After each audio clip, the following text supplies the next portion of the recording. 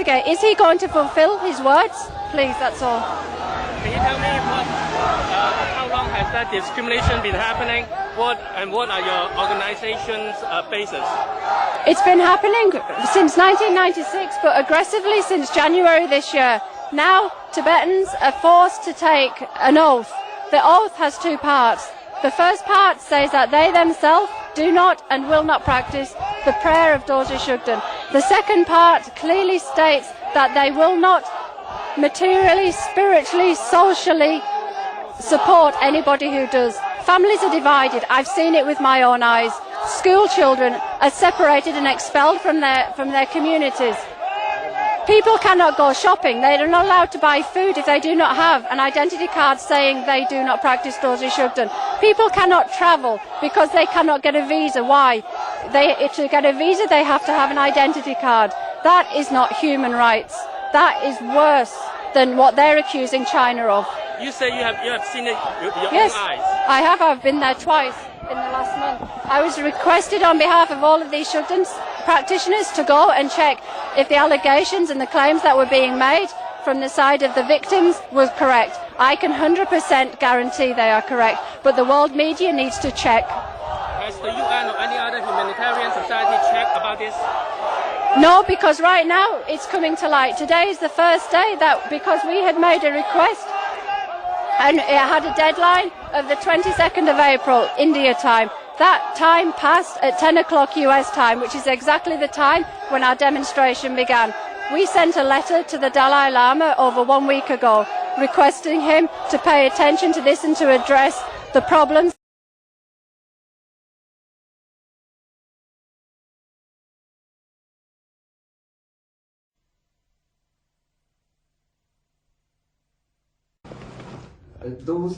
All the great masters who have worshipped this deity for the past 300 years, were they all wrong? They are wrong. Wrong? Yes. Wrong.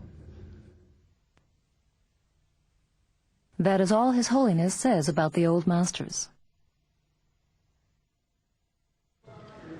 A ban that shakes many Tibetan Buddhists at the core of their faith. In just one monastery in southern India, about 1,000 monks refuse to comply with the Dalai Lama's decision. Anonymous threats are spread against anyone who refuses to obey his directives. Whoever reveres Dorje Shugden must be targeted and firmly opposed. We must bring them before the public. They have to be killed. Among the targets are 2 young lamas. We will interrupt their lives and their activities. The disciplinary master of this monastery received the following letter during our visit. You will be dead in 7 days' time. After expressing concern about the Dalai Lama's ban, this retired minister was attacked with a knife. He barely survived.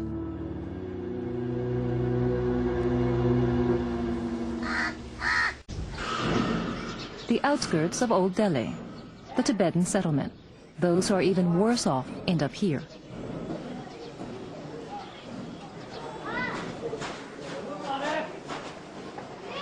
The Shugden family was literally chased out of their residential area. About 100 people attacked us. Had we gone out of our house, they definitely would have killed us. Fanatical followers of the Dalai Lama tried to burn down this family's house. They successfully forced these people who revere the deity now banned by the Dalai Lama to flee. They lost everything. This family are pariahs of the Tibetan community in India. They broke into our house and destroyed everything. They smashed the china, demolished the TV with stones, wrecked the fridge, all the windows. They destroyed everything.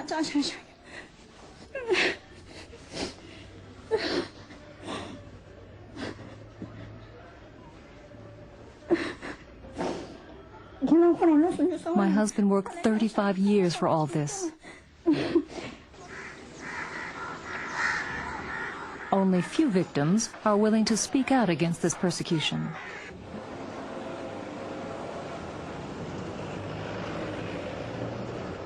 Victims of attacks by hardline followers of the Dalai Lama find shelter in this house. It is run by an organization of adherents of this deity, Dorje Shugden.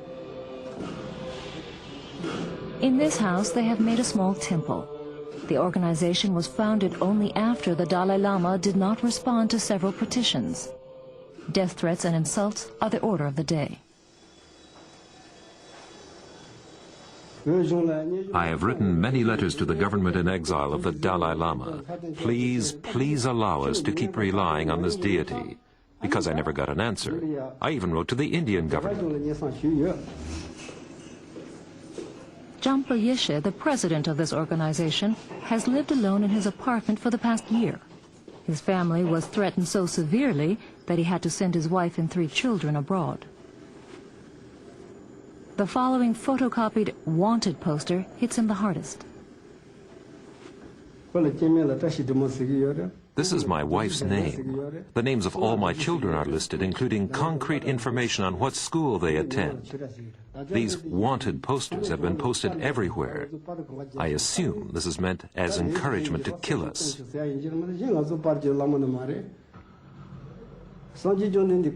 We came to India because of our religion. We gave up Tibet to preserve Buddha's teachings. That's why we fled. The Dalai Lama's followers keep posting denunciations on public walls. They denounce the worshippers of this deity, giving name, address, and often detailed information about its followers and their whereabouts. An advertisement that appeared in the Times of Tibet and in the magazine Knowledge. Anyone who's against the Dalai Lama must be opposed without hesitation with men, money, and possessions. That is to say, by all means, including violence. Why don't you simply advise people not to worship the deity Dorje Shugden and instruct others to be tolerant and avoid violence against those who continue to worship it? Nobody harming on them. But I've seen the calls for violence in the newspaper. No. I've seen it with my own eyes. No. I think rumors. The law. Those who wanted to continue worshipping the deity had to leave Dharamsala. Galok and his family came to India from Tibet only 7 years ago. He wanted to live close to the Dalai Lama. He has been in Delhi for 8 months now. Life in Dharamsala has become unbearable. He almost never leaves his little room, an emergency shelter.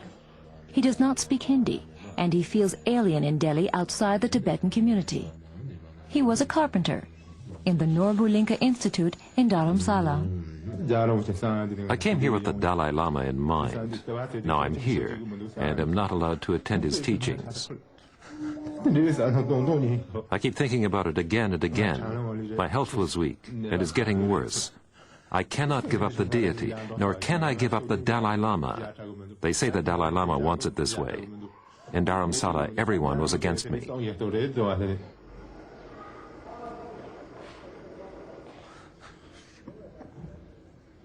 He does not know what his family's future will be like. In India, he feels alien.